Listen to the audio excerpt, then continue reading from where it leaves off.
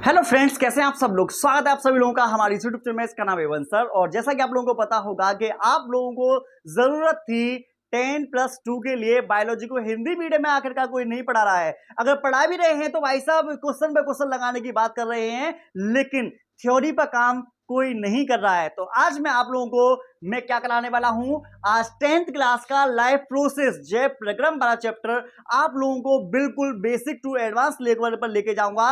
एक एक चीजें मैं आप लोगों को समझाऊंगा और मुझे पूरा भरोसा है कि एक एक चीजें आप लोगों को पूरी समझ में आएंगी भी। जब चीजें आप लोगों को अच्छे तरीके से समझ में आ जाएंगी तो आपके क्वेश्चंस बड़े आराम से हो जाएंगे। तो इसलिए अगर आप लोगों को वीडियो पसंद आती है तो वीडियो को लाइक शेयर सब्सक्राइब आप लोग जरूर करना। और आपको बता दें, बस लगातार हमारी वीडियो को मैं बने रही ना, जिससे कि मैं जो आप लोगों को इन्फॉर्मेशन बताने की कोशिश कर रहा हूं वो आप आराम से बता पाऊं। सबसे पहला है जय प्रक्रम। जय प्रक्रम को ही हम लाइफ प्रोसेस बोलते हैं। वे सभी प्रक्रम जो संयुक्त रूप से जीव के अनुरक्षण का कार्य करते हैं जय प्रक्रम कहलाते हैं। आपको यह जानकर हैरानी होगी कि इनमें से कोई भी प्रक्रम अगर ठीक से काम नहीं करेगा तो हमारा जो शरीर है वो ठीक प्रकार से काम नहीं कर पाएगा। जैसे जय प्रक्रम में हमारे पास 4 प्रकार की चीजें आ रही हैं। जैसे पोषण, अगर हमको न्यूट्रिशन नहीं मिलेगा तो हमारा शरीर ठीक से वर्क नहीं कर पाएगा। श्वसन, अगर हम सांस नहीं लेंगे तो शरीर के अंदर एनर्जी नहीं मिल पाएगी।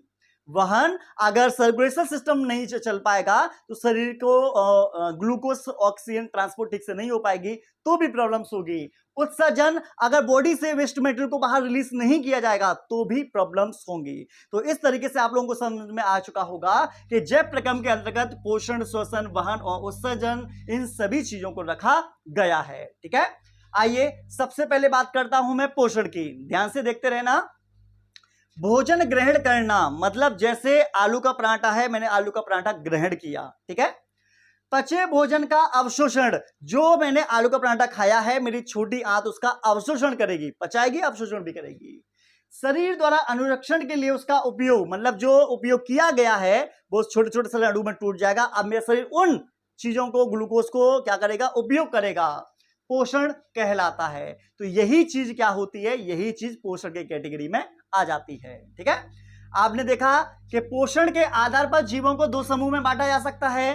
कितने भागों में? 2 भाग में बांट सकते हैं न्यूट्रिशन के आधार पर, जिसमें पहला है स्वपोषी पोषण, दूसरा है विषमपोषी पोषण।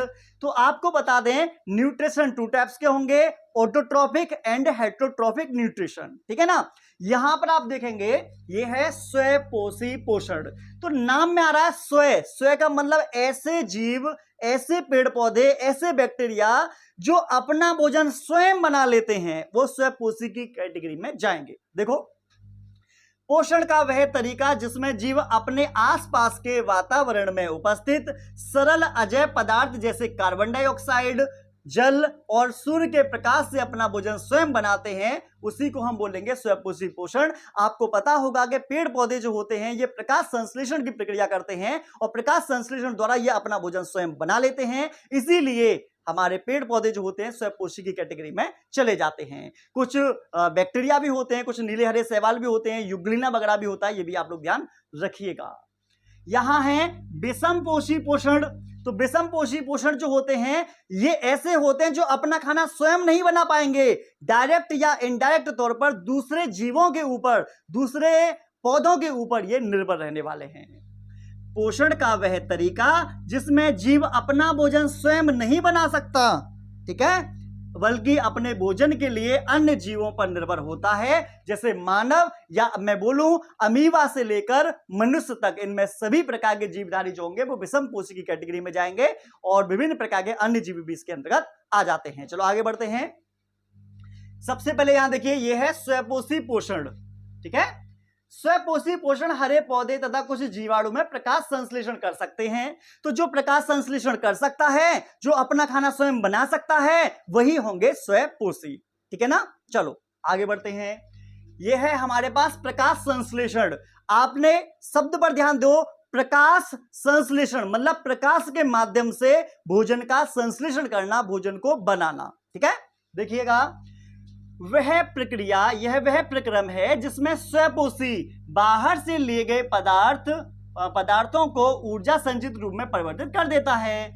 ये पदार्थ कार्बन डाइऑक्साइड जल के रूप में लिए जाते हैं जो सूर्य के प्रकाश तथा क्लोरोफिल की उपस्थिति में कार्बोहाइड्रेट में परिवर्तित कर दिए जाते हैं। तो आप लोगों ने देखा कि जिस समय पेड़ पौधे प्रकाश संश्लेषण करते हैं, सनलाइट सूर्य से सूर्य का प्रकाश लेते हैं, पौधे की पत्ती में क्लोरोप्लास्ट होता है, उसमें क्लोरोफिल होता है, वायुमंडल से CO2 ले लेते हैं, जल भूमि द्वारा अवशोषित कर लिया जाता है। तो जब ये चारों चीजें यहां देख रहे होंगे, कार्बन डाइऑक्साइड, जल, क्लोरोफिल, सूर्य का प्रकाश, जब ये चारों चीजें मिल जाती हैं तब निर्माण होता है कार्बोहाइड्रेट का, या हम बोलें ग्लूकोज का। क्या बोल सकते हैं हम? ग्लूकोज का। यहां जल बन गया और यहां पर ऑक्सीजन का फॉर्मेशन हो गया।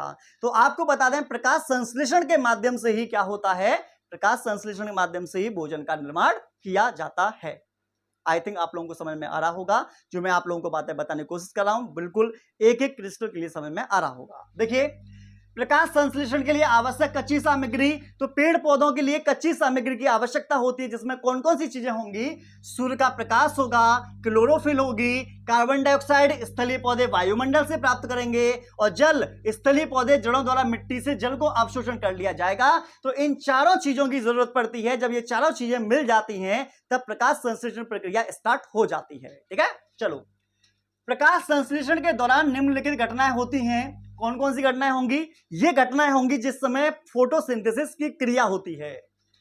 क्लोरोफिल द्वारा प्रकाश ऊर्जा को अवशोषित करना।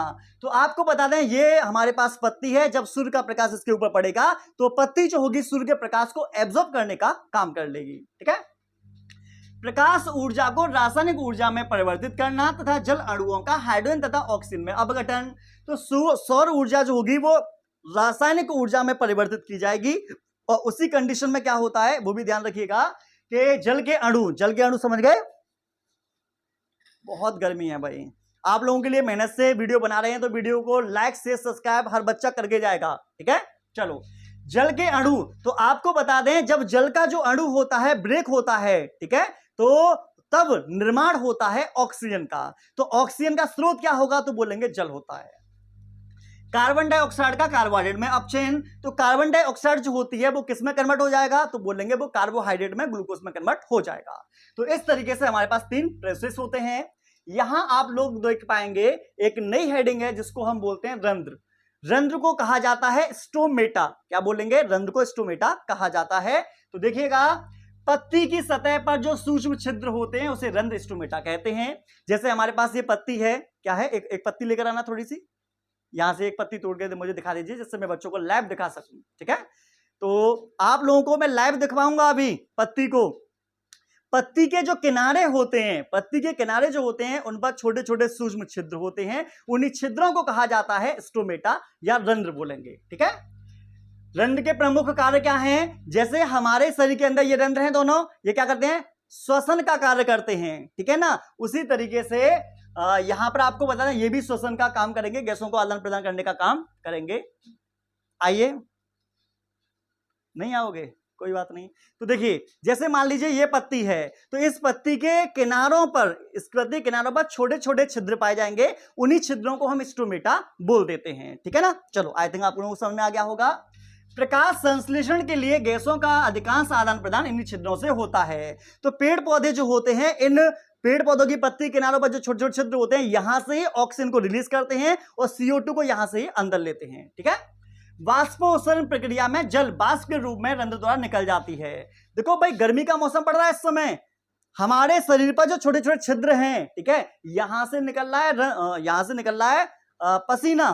ठीक है, पसीना बोलेंगे हम। उसी तरीके से पेड़ पौधे जो होते हैं अपने स्टोमेटा के थ्रू जल को वाष्प के रूप में बाहर निकालते हैं, उसे बोलते हैं वाष्पोत्सर्जन। ठीक है, चलिए आगे। यहां पर आप लोग देख पा रहे होंगे, बहुत सुंदर सा एक चित्र दिखाई दे रहा होगा, और ये चित्र है स्टोमेटा का। यहां पर देख पाएंगे एक यहां सेल है, एक यहां सेल है, दो प्रकार की सेल हैं जिसको बोलेंगे द्वार कोशिका, गार्ड सेल्स कह देते हैं, रक्षक कोशिका बोलते हैं। इन दोनों रक्षक कोशिका के बीच में छिद्र होगा, इस बीच में के छिद्र को क्या बोलेंगे? रंध्र बोलेंगे, छिद्र बोलेंगे, ठीक है ना। यहां पर आप लोग देख रहे हैं इसके पास में यहां पर कुछ कोशिकाएं मौजूद हैं, इसको बोलेंगे सहायक कोशिकाएं, और इधर की साइड में अधिचरण कोशिका आप लोगों को दिखाई दे जाएगी। तो आपसे पेपर में पूछा जा सकता है कि रंध्र का निर्माण किससे होगा, तो बोलेंगे दो द्वार कोशिकाओं से, जो कि दो सेम के बीच के आकार की दिखाई देती हैं, ठीक है। चलो आगे बढ़ते हैं।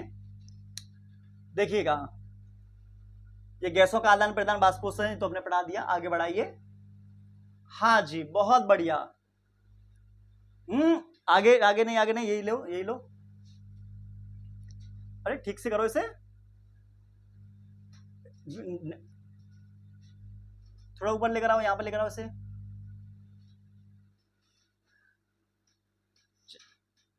चलिए तो आपको बता दें यहां पर आप लोगों को जो दिखाई दे रहा है ये है विषम पोषी पोषण।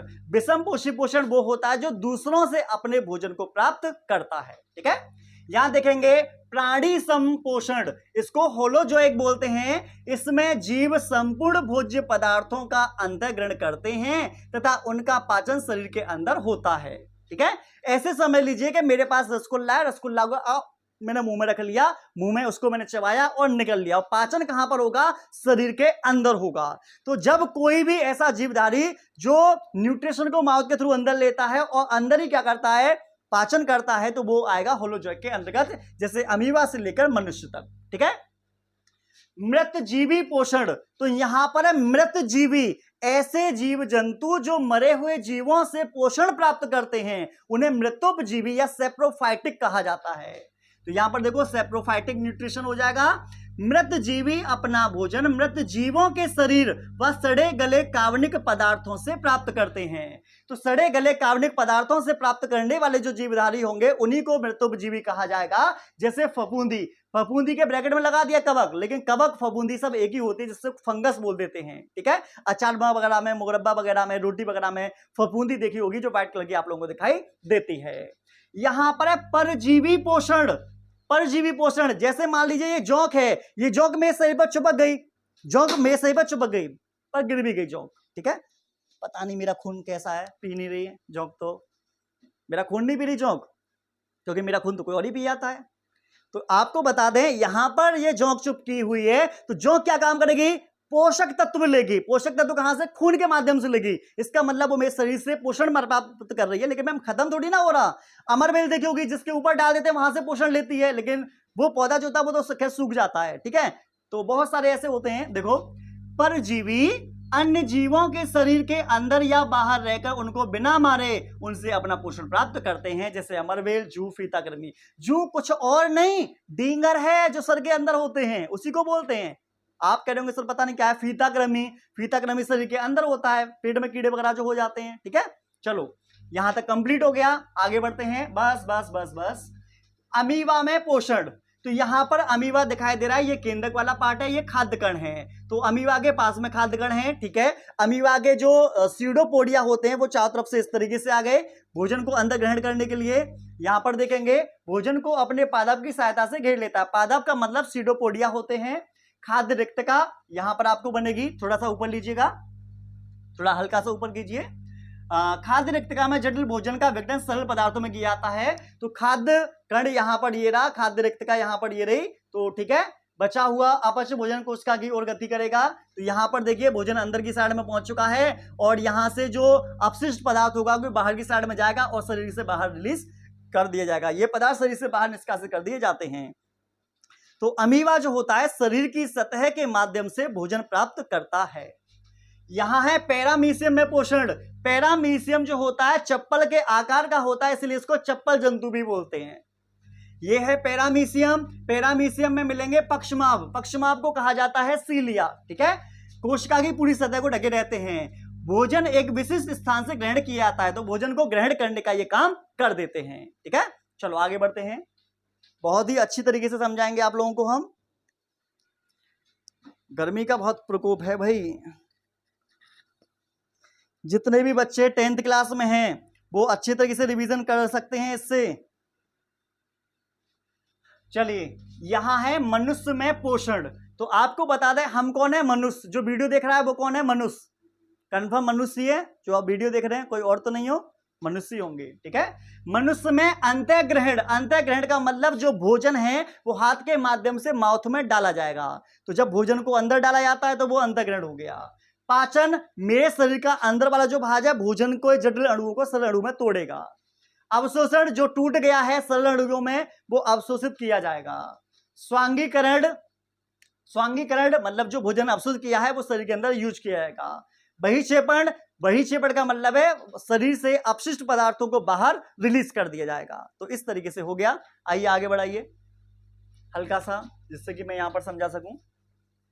आहार नाल जो है, हाँ जी, एक मिनट, अरे ऊपर तो लो थोड़ा, बस बस बस।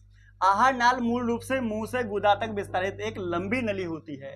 तो आहार नाल कहां से शुरू होगी, मुंह से, और यहां से ऐसे जाने के बाद यहां पे पेट में ऐसी होगी, और लास्ट में जहां से अपशिष्ट पदार्थ बाहर निकलता है उस जगह को गुदा बोलते हैं, ठीक है।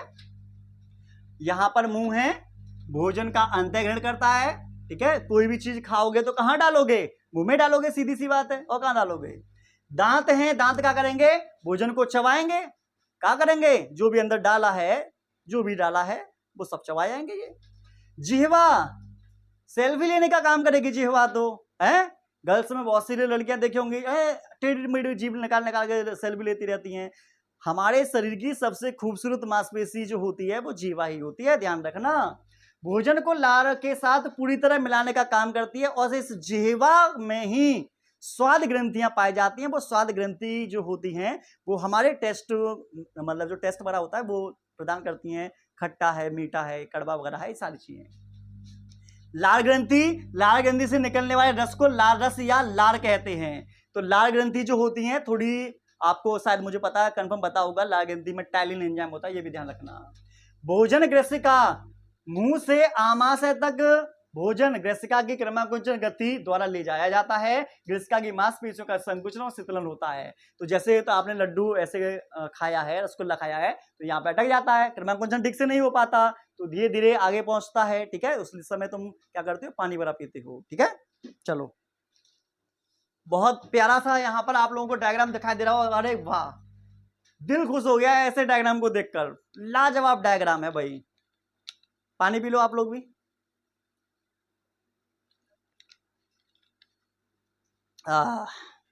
मस्त है एकदम। ना भैया, ये ठसका क्यों लगता है भाई पानी पीने में, जल का कोई कण श्वास नलिका में चला जाता है तब ठसका लगता है, ठीक है।